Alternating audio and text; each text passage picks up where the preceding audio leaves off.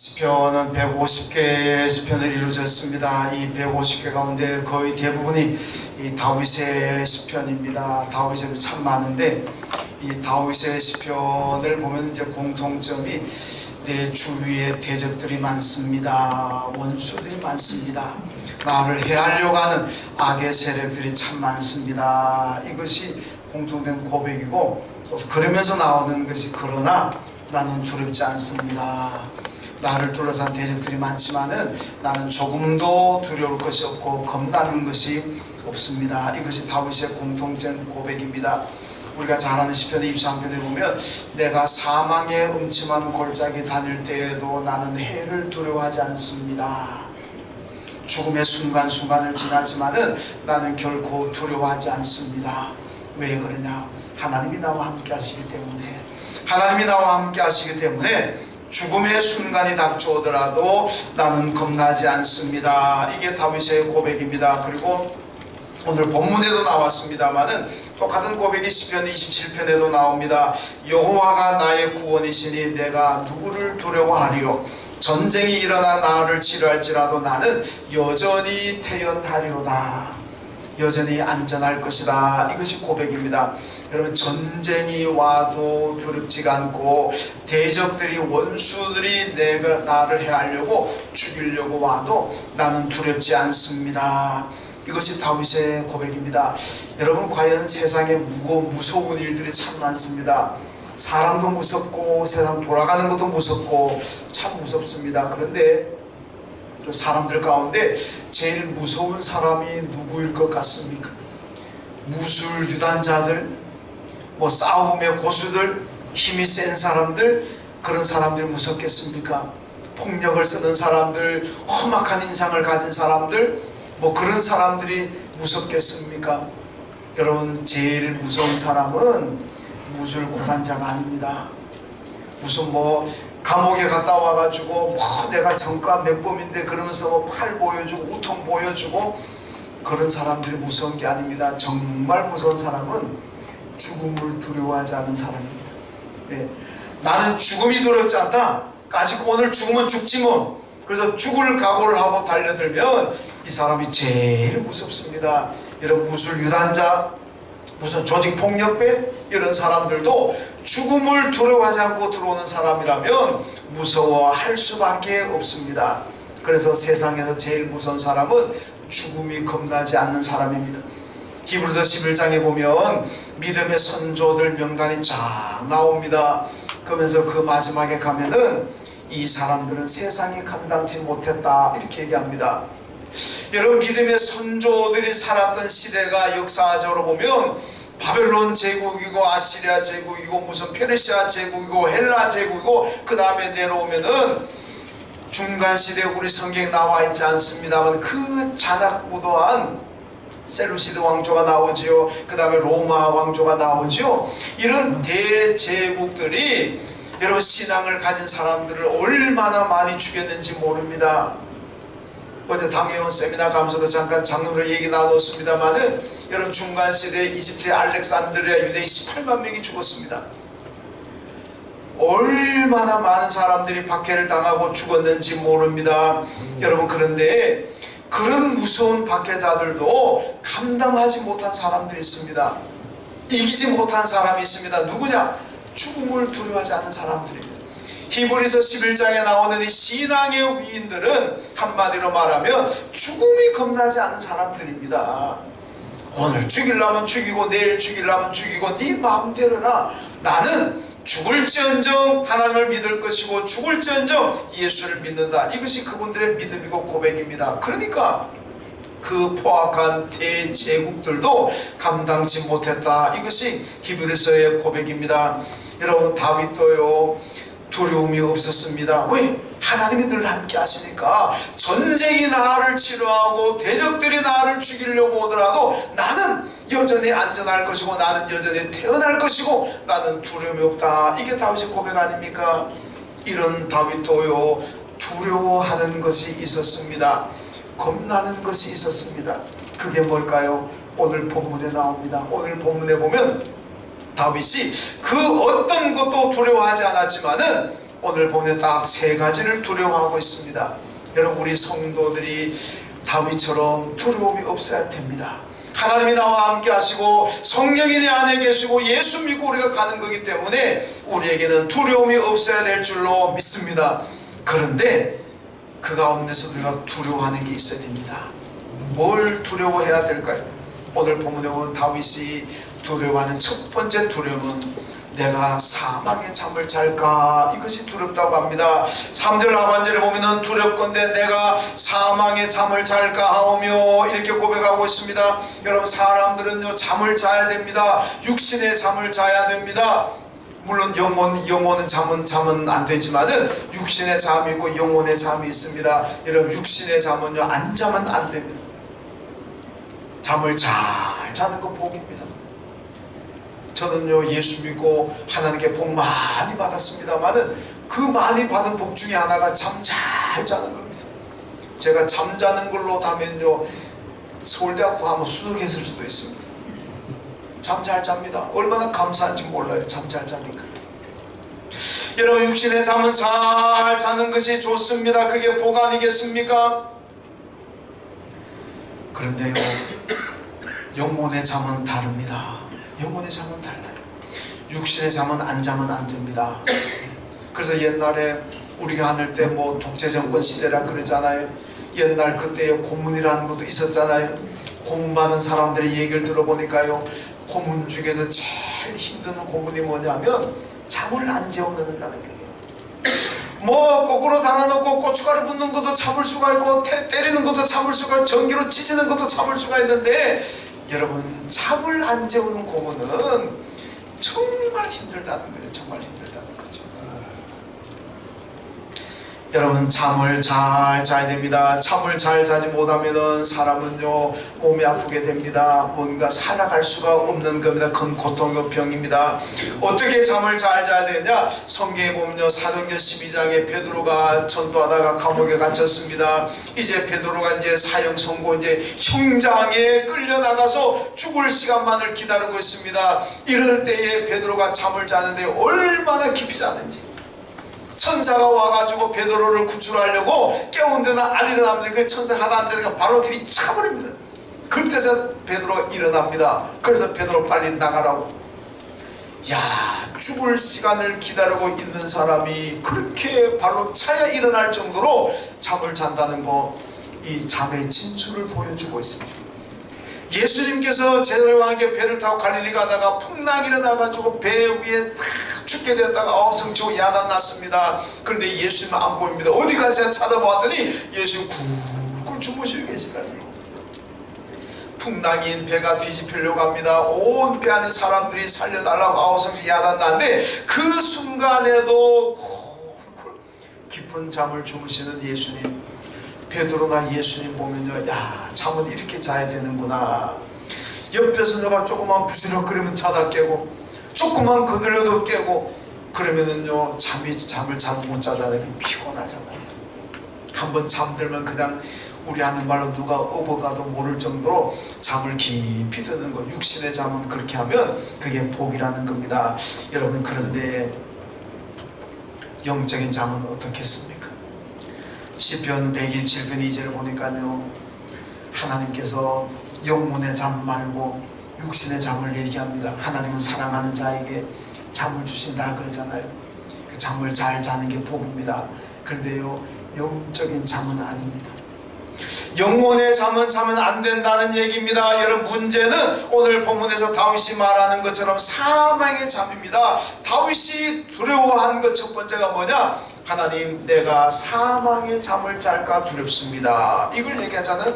여러분, 사망의 잠은 영적인 잠입니다. 영혼이 잠드는 거예요. 영혼이 잠들면 어떻게 되겠습니까?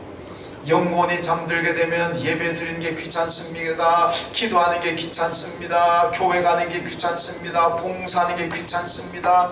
누가 옆에서 예배 드립시다, 기도합시다 그러면 내 버릇더라고 성질냅니다. 왜 간섭하느냐 그럽니다. 내가 알아서 할 텐데 내가 교회 가든 말든 기도하든 말든 전도를 하든 말든 왜 간섭이냐, 당신은 잘하라고. 그러면서 교회가 왜 날 힘들게 하나. 아니 하나님 왜 날 힘들게 하나, 그냥 좀 편하게 좀 예수 믿게 냅두지 왜 맨날 나오라 그러고 모이자 그러고 기도하자 그러고 뭐 하자 그러고 하나님 보낸 대로 가라 그러고. 여러분 그런 생각 드십니까? 내 영혼이 잠들기 때문에 그렇습니다. 내 영혼이 잠들면, 영혼의 잠이 들게 되면 하나님과 멀어집니다. 교회가 멀어집니다. 여러분 예수가 없는 삶을 살게 됩니다. 예수가 내 중심에 계시는 것이 아니라 예수는 저 구석은 한 구석에 몰아넣고 자기 중심으로 살게 되는 겁니다. 여러분 그래서 사망의 잠에서 깨어나야 됩니다. 성경이 늘 그러잖아. 예수님께서 마태복음 25장에서 말세를 얘기하시면서 말세를 당하게 된 너희들은 깨어있으라고 말씀합니다. 로마서 13장에 바울이 얘기합니다. 지금은 자다가 깰 때가 되었다고 얘기합니다. 베드로전서 5장에서도 지금은 마귀가 우는 사자처럼 삼킬 자를 잡고 다니고 있습니다. 그러므로 깨어십시오. 깨어라, 그렇게 말씀합니다. 여러분 깨어있어야 됩니다. 영혼이 잠자면 안 됩니다. 육신의 잠은 잘 자는 게 복이지만은 영혼의 잠을 자게 되면은 여러분 하나님과 멀어지고 예수와 멀어지고 내 안에 큰 삶의 풍파가 일어날 수 있습니다. 여러분 요나서를 보게 되면요, 하나님께서 요나에게 니느웨로 가서 복음을 전하고 그들을 회개시키고 구원받게 하라 그럽니다. 그런데 요나가 자기의 원수인 이 아시리아의 니느웨가 구원받는다는 게 도저히 이해할 수가 없고 순종할 수가 없습니다. 너무 불만이 강합니다. 그러니까 도망쳐 버리잖아요. 다시스로 가는 배 타고 도망하다가 가는 도중에 큰 풍랑이 나고 배가 뒤집히고 다 죽게 생겼습니다. 사람들이 전부 다 아이고 다 죽었구나, 큰일 났다, 저마다 일어나가지고 자기가 믿는 신에게 살려달라고 자기가 믿는 신을 부르면서 구원해달라고 야단났습니다. 선장도 이리 뛰고 저리 뛰고 하면서 어떻게 하면 이 배를 안전하게 갈까 선장도 고민합니다. 그런데 보니까 저 한쪽 구석 가보니까 요나가 잠을 자고 있습니다. 선장이가 바로 들이차면서 잠자는 자여 일어나, 지금 다 죽게 생겼는데 왜 이렇게 잠만 자냐, 너도 일어나가지고 너가 믿는 신에게 제발 좀 기도하라고. 그런 핀잔까지 듣지 않습니까? 여러분 이 요나가 물론 이때는 육신의 잠입니다만은 이 말씀이 주는 메시지가 뭡니까? 우리가 영혼의 잠을 자게 되면은 풍랑이 일어날 수 있습니다. 영혼이 깨어있지 못하고 우리의 영혼이 잠들고 신앙생활이 힘들고 예수와 멀어지게 되면 거기에서 우리의 뜻하지 않는 삶의 풍파가 일어날 수 있습니다. 요나가 이거를 보여주는 거예요. 이 풍랑을 안 만나려면, 풍랑만 하더라도 그 풍랑을 이기려면 어떻게 해야 되겠습니까? 사망의 잠을 자면 되지 않습니다. 영혼은 깨어있어야 됩니다. 항상 내 영혼이 깨어서 주님을 찬양하고 말씀 가운데 하고 믿음 가운데 할 때에 여러분 우리에게는 풍파가 없을 줄로 믿습니다. 풍파가 있더라도 이겨낼 줄로 믿습니다. 이런 축복이 여러분에게 다 있어지기를 주님의 이름으로 축원합니다. 그 다음 두 번째, 다윗이 두려워한 것은 원수들이 나를 이길까, 이것을 두려워했다고 합니다. 본문 4절에 보니까 두렵건대 나의 원수가 이르기를 내가 그를 이겼다 할까 하오며, 이렇게 고백합니다. 여러분 다윗은요 어떻게 하든지 대적들을 이기려고 합니다. 원수들을 이기려고 합니다. 좌우시간 싸우면은 이기려고 합니다. 그런데요 이기려고 하는 목적이 무엇인지 아십니까? 왜 다윗이 그렇게 이기려고만 했겠습니까? 자기가 원수들에게 피하면은 자존심 상하니까, 자기가 원수에게 지면은 사람들에게 조롱받고 손가락질 받을까봐, 자기가 원수들에게 피하게 되면 살아가는 것이 삶이 어려울까봐, 경제적으로 어렵고. 여러분 이것 때문에 다윗이 기를 쓰고 이기려고 했을 것 같습니까? 아닙니다. 다윗이 이기려고 했던 것은 하나입니다. 하나님께 영광이, 하나님께 영되지 않게 하려고. 하나님을 믿는 자기가 원수들에게, 사탄에게 피하게 되면 사람들이 자기를 손가락질 뿐만 아니라 그가 믿는 하나님까지도 손가락질하게 된다는 겁니다. 하나님을 믿더니 꼴 좋다, 저러고도 하나님 믿나, 하나님도 없나 보네. 하나님께 이렇게 누가 될까봐 다윗은 어떻게 하든지 이기려고 이기려고 했습니다. 자기 하나의 문제라면 자기는 패배자가 되어도 좋고 자기는 죽어도 좋습니다. 그런데 자기가 패하게 되면은 하나님께 영광이 되지 않기 때문에 그는 이기려고 했다는 겁니다. 여러분, 고대 세계는 이게 중요한 거예요. 고대 세계 전쟁이 나면요, 그 전쟁은 신과 신의 전쟁입니다. 신들의 전쟁인 겁니다. 이스라엘과 블레셋이 전쟁해가지고 이스라엘이 이기면은 이스라엘의 하나님이 이긴 거예요. 블레셋 신인 다곤을 이긴 겁니다. 만약에 블레셋이 이겼다 그러면 이스라엘이 진 것이 아니라 이스라엘이 믿는 하나님이 진 겁니다. 그래서 고대 세계는 전쟁의 승패는 다 신에 달려있다 그런 겁니다. 더 강한 신이 이기고 더 약한 신이 진다는 겁니다. 그래서 고대 세계는 전쟁하게 되면 항상 전쟁 대열 맨 선두에 신의 형상이 나갑니다. 자기들이 믿는 신의 형상을 앞세우고 나갑니다. 페르시아 바벨론 제국을 무너뜨리고 페르시아 제국을 창건했던 이 고레스가 바벨론을 들어갈 때요, 기록을 보면 자기가 어마어마한 신의 형상을 가지고 앞세우고 들어갑니다. 그러니까 바벨론 사람들이 그 신의 형상을 보고 기가 죽어버려가지고 그냥 무혈입성했다 그래요. 전쟁하지 않고 그냥 무혈입성해가지고 바벨론을 그냥 점령하고 접수했다, 그렇게 역사가 기록을 하고 있습니다. 그런데 이스라엘을 보면요, 신의 형상이 없잖아요. 다른 나라들은 이스라엘과 전쟁하게 되면 전부 다 신의 형상을 앞세우고 나오는데 이스라엘은 신의 형상이 없습니다. 그러니까 자기들 왜 우린 신의 형상이 없어요 고민하다가 그 다음에 법궤를 가지고 나갑니다. 그래서 여러분, 사무엘 시대 법궤 가지고 블레셋과 전쟁을 나갔다가 법궤 빼앗기잖아요. 왜 그렇습니까? 그 법궤는 하나님의 임재 상징이지 하나님 자체가 아닙니다. 법궤는 하나님이 아닙니다. 하나님이 역사하면은 이 법궤를 통해서 하나님의 역사가 나타나지만은 하나님이 법궤를 떠나버린 법궤는 아무것도 아닙니다. 그냥 나무 조각이 그 붙여놓은 게 불과한 겁니다. 그런데 그것을 하나님으로 알았습니다. 그러니까 하나님께서 그 법궤를 빼앗기게 만들었다는 얘기죠. 여러분, 이스라엘이 패배한다는 것은 하나님이 패했다, 이게 고대 사람들의 믿음입니다. 다윗이 그것이 두려웠다는 거예요. 내가 패하게 되면, 전쟁에서 패하든 사탄에게 패하든 내가 패하게 되면 하나님이 졌다. 그래서 사람들이 하나님을 욕하고 할까봐, 하나님을 무능하다 그럴까봐 다윗은 반드시 이기겠다는 겁니다. 그래서 또 이겨냈습니다. 여러분, 에스겔서를 보게 되면요, 이스라엘이 바벨론에게 멸망하잖아요. 바벨론 포로로 끌려갔습니다. 포로지에서 이스라엘 백성의 대표자들이 에스겔을 찾아왔습니다. 에스겔 선생님, 우리가 바벨론에게 전쟁에서 졌습니다. 이거는 곧 우리가 믿는 하나님께서 바벨론 사람들이 믿는 마르도크 신에게 졌습니다. 그러니까 하나님이 바벨론 신보다 더 약합니다. 우린 더 강한 신을 믿읍시다. 하나님보다 더 강한 바벨론 사람들이 섬기는 그 마르도크 신을 섬깁시다. 이렇게 제안을 합니다. 왜? 더 강한 신을 믿고 싶어하는 건 사람의 생각 아니겠습니까? 그때 에스겔이 말합니다. 여러분, 하나님이 무능해서 진 것 아닙니다. 하나님이 우리를 버려서 진 것 아닙니다. 우리가 바벨론에게 멸망하고 포로로 끌려온 것은 우리의 죄악입니다.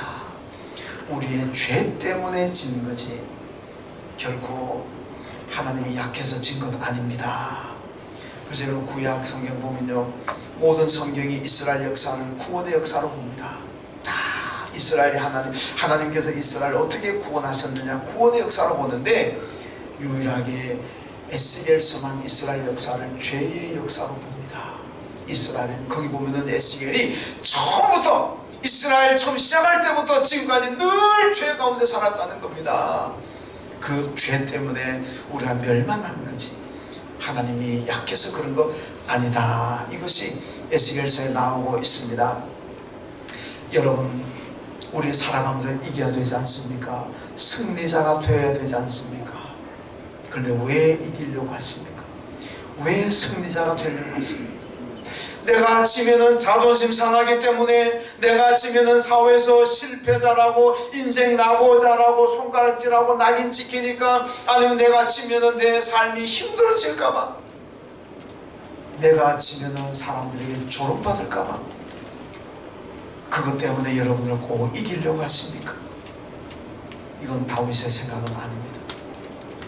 다윗을 보고 배워야 됩니다. 다윗의 이기려 했던 목적은 하나님이 사람들에게 조롱받을까봐, 내가 지면은 하나님께 욕이 되고 하나님께 누를 끼치게 될까봐 다윗은 꼭 이기려고 했습니다.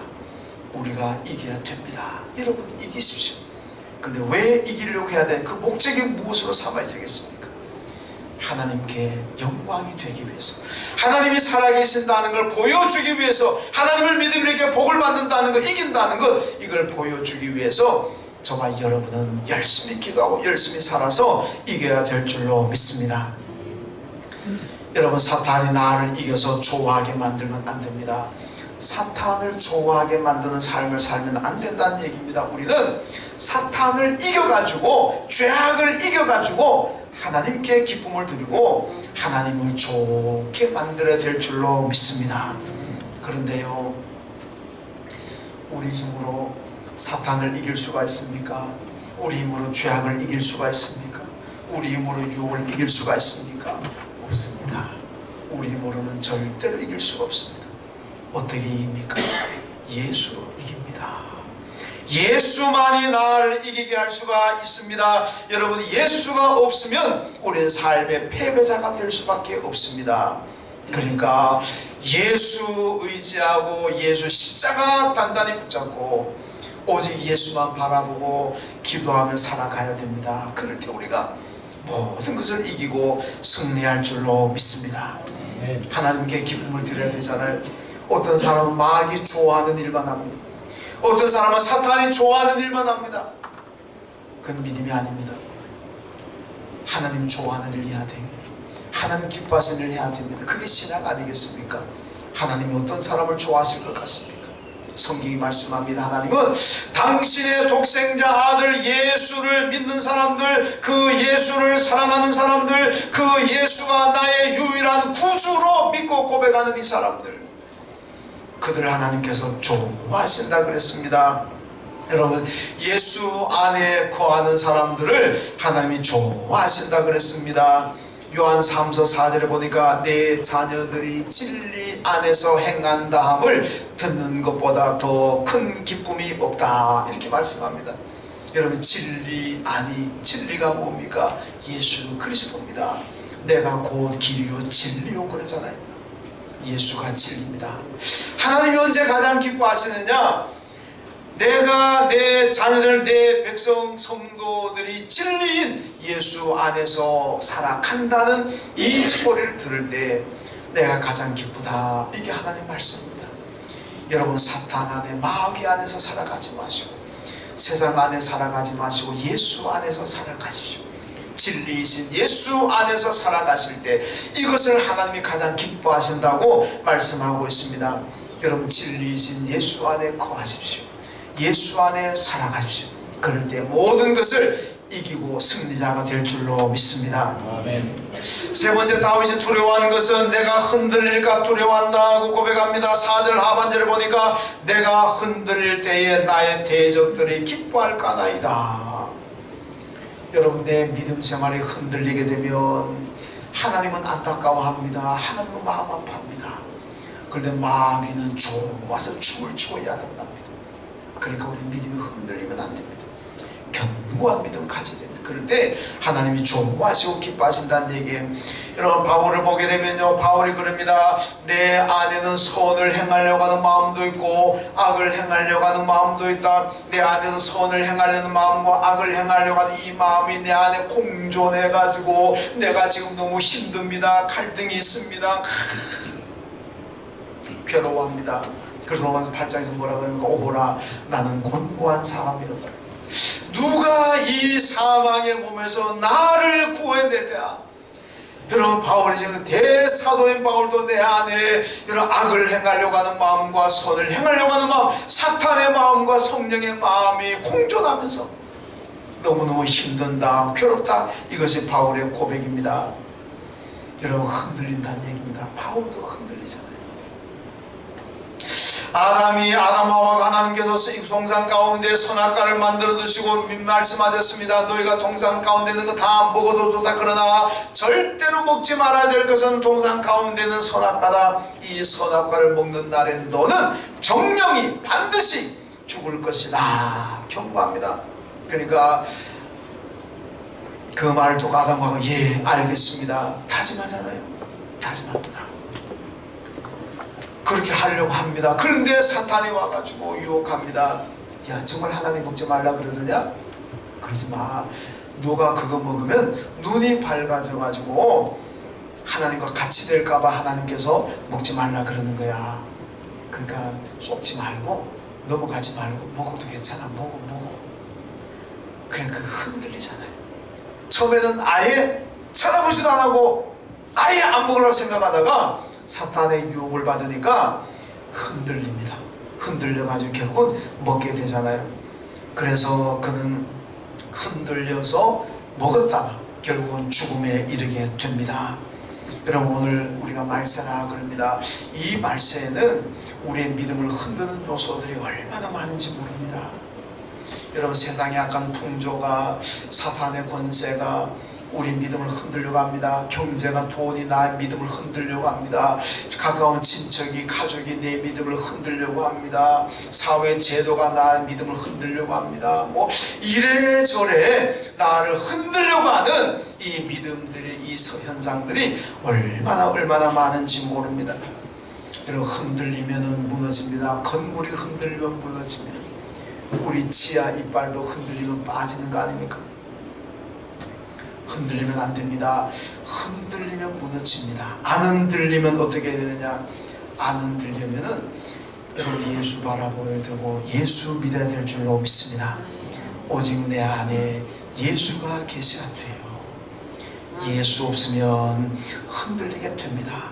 마태복음 16장에 보면요 베드로의 신앙 고백이 나오잖아요. 주는 그리스도시요 살아계신 하나님의 아들입니다. 이 신앙 고백 나오니까 베드로가 예수님이 얼마나 좋아하는지 모릅니다. 바르나 시몬아 내가 복이 있다. 내가 고백한 이 고백 위에 내 교회를 세우게 되면 음부의 권세가 이기지 못할 것이다. 결코 흔들리지 않을 것이다. 그렇게 말씀하셨습니다. 여러분 우리의 믿음이 예수가 그리스도라는 것, 예수가 하나님의 아들이라는 것, 이 믿음을 가질 때 우리가 흔들리지 않습니다. 어떤 사탄의 유혹의 환란이 와도 흔들리지 않게 될 줄로 믿습니다. 여러분 요즘 목사님들 만나면 그런 얘기합니다. 요즘 목사님들의 설교는 교회에서도 통하고 종교다원주의에 빠진 천주교에서도 통하고 그리고 심지어는 절에 가서도 통한다 그럽니다. 그러면 또 어떻게 야 멋있는 설교하나 보다. 교회에서도 통하고 성당에 통하고 절에서도 통한다면 참 멋있는 설교하나 보다. 나한테만 집중해 주세요. 여러분 이게 무슨 의미겠습니까? 왜 그럴까요? 목사님들의 설교가 왜 교회, 성당, 절 다 통합니까? 본질이 빠졌습니다. 본질이 빠졌어요. 본질이 뭡니까? 예수 십자가입니다. 예수가 십자가에 죽으심으로 내가 죄의 사함을 받았고 예수가 십자가에서 부활하심으로 여러분 죽었다가 3일 만에 부활하심으로 나도 부활의 영광은 부활의 축복을 받는다. 이게 복음의 본질입니다.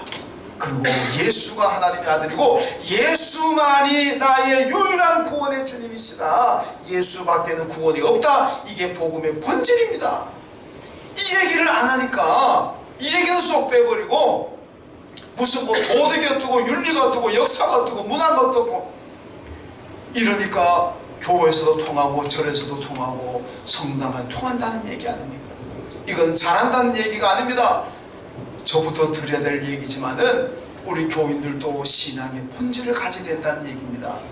본질이 빠지면 다 통하는. 여러분 만약에 불교사들 만나가지고 다 어이 멋있는 기독교인이다. 종교다원주의가 하고 있는 천주교인들 만나가지고 어이 멋있는 교인이다. 그 칭찬 아닙니다. 여러분이 본질적인 믿음을 가지고 있다면 불교 사람들 앞에 특히 배척받아야 됩니다. 종교다원주의 가지고 사람들한테는 아직도 이 고리타분한 생각 가지고 이제 그런 핀잔도 좀 들어야 됩니다. 그걸 듣지 못하고 어디다 통한다 그러면 여러분들의 신앙의 본질이 빠졌어요. 그 본질이 뭡니까? 예수만이 유일한 구주시다. 예수만이 유일한 그리스도다. 이게 빠지니까 다 어느 종교가 다 통한다는 얘기 아닙니까? 여러분 서울에 가면 우리 교단에 큰 은혜 교회라는 교회가 있습니다. 이 교회는요 대학 교수들만 수천 명 모이는 교회입니다. 그 중에 서울대 교수만 1000명이 넘는다고 합니다. 여러분 이 정도 되면 한국의 대한민국의 지성인이라는 분들이 수천 명이 모이는 교회라면 그 교회 목사님 메시지가 어떻다고 생각하십니까? 그 교회 목사님은 아마 공부도 많이 했을 것 같고 그래서 무슨 정치, 경제, 문화 무슨 요즘 좋은 것 하여튼 학문적인 것들 아마 굉장히 많이 알고 해박한 지식을 가지고 있고 두루 섭렵했을 것이다. 그러니까 학문적으로 설교하니까 사람들 지성인들이 그렇게 많이 몰리겠구나. 혹시 그렇게 생각하십니까? 아닙니다. 반대입니다. 그 교회 이규호 목사님은 메시지는 간단합니다. 본질입니다. 예수가 우리의 유일한 구주이십니다. 예수가 하나님의 아들입니다. 그분이 십자가 지시고 피 흘려 죽으셨기 때문에 우리가 그 피로 말미암아 내가 구원을 받고 죄의 사함을 받았고 하나님의 자녀가 되었어요. 이 본질입니다. 이것만 가지고 설교하는 거예요. 그러니까 그 교수님들과 그런데요, 내가 여러 교회 몇 군데 교회 다녀봤지만은 이렇게 십자가 가지고 설교하는 분은 이 목사님밖에 없더라. 그래서 그 교회 많이 몰린다는 겁니다. 저도 십자가 가지고 설교 많이 하려고 합니다. 혹시 주의 대학 교수 아는 분들 계시면 우리 교회 오라 그러십시오. 여기서 십자가 복음을 들을 수 있습니다. 별로 감동이 안 되시나 봐. 이런 복음의 본질을 가져야 됩니다. 본질이 뭐냐? 예수가 나의 유일한 그리스도, 그분이 하나님의 아들, 예수의 십자가 보혈로 내가 구속 죄의 사함을 받았고 예수가 부활하심으로 내가 천국 간다. 아멘. 아멘 한 분 한두 분밖에 없어요. 일단 좀 아멘 하십시오. 왜 그렇게 아멘을 아끼십니까? 얼마나 값진 복음인데 이걸 그냥 하나님께서 돈 받고 한다고 우리가 누가 돈으로 사겠습니까? 영생을 돈 받고 하나님 파신다면 누가 그걸 살 수 있겠습니까? 그냥 은혜로 공짜로 주시는 건데 이런 복을 받은 우리가 하나님에게 늘 감사해야 될 줄로 믿습니다. 여러분 사도행전에 보면요, 초대교회 사도들이 제자들이 열심히 나가 복음을 전합니다. 복음의 핵심 뭔지 압니까? 딴 거 없습니다. 여러분 예수 믿으면 돈 잘 법니다. 자식이 잘 됩니다. 건강해집니다. 형통합니다. 뭐합니다. 높은 자리에 올라갑니다. 이건 줄 아는 그런 한마디도 없습니다. 초대교회 제자들과 사도들 나가서 복음을 전하면요, 어디 가든지 간에 예수 그리스도 십자가에 죽으셨습니다. 그 보혈로 내가 죄의 사함 받아 구원 받았습니다. 그분이 하나님의 아들이고 그분이 나의 유일한 그리스도입니다. 이것밖에 없어요. 그러니까 그 말씀을 듣고 뒤집어지고 변화가 일어나고 초대교회가 강하고 능력있게 부흥했다는 거 아닙니까? 본질로 돌아갈 때 부흥할 줄로 믿습니다. 아멘. 본질로 돌아갈 때 여러분들이 모든 세상에서 승리자가 될 줄로 믿습니다. 아멘. 다시 한번 알아야 됩니다. 복음의 본질은 예수 그리스도의 십자가입니다.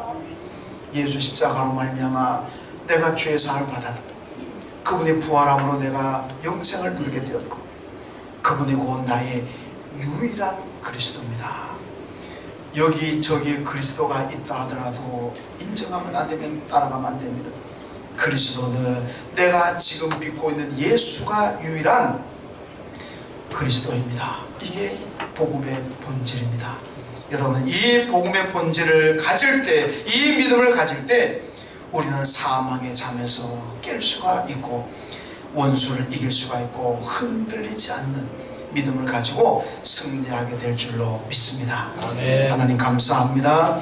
오늘 다윗이 우리에게 보여주었던 그 두려움의 대상들, 우리도 그것만큼은 두려워하게 하시고 사망의 잠을 자지 않게 하시고 원수가 나를 이기지 못하게 하시고 예수 단단히 붙잡고 감으로 말미암아 흔들리지 않는 믿음 생활하는 저희들 되게 하여 주옵소서. 예수님의 이름으로 기도하옵나이다. 아멘.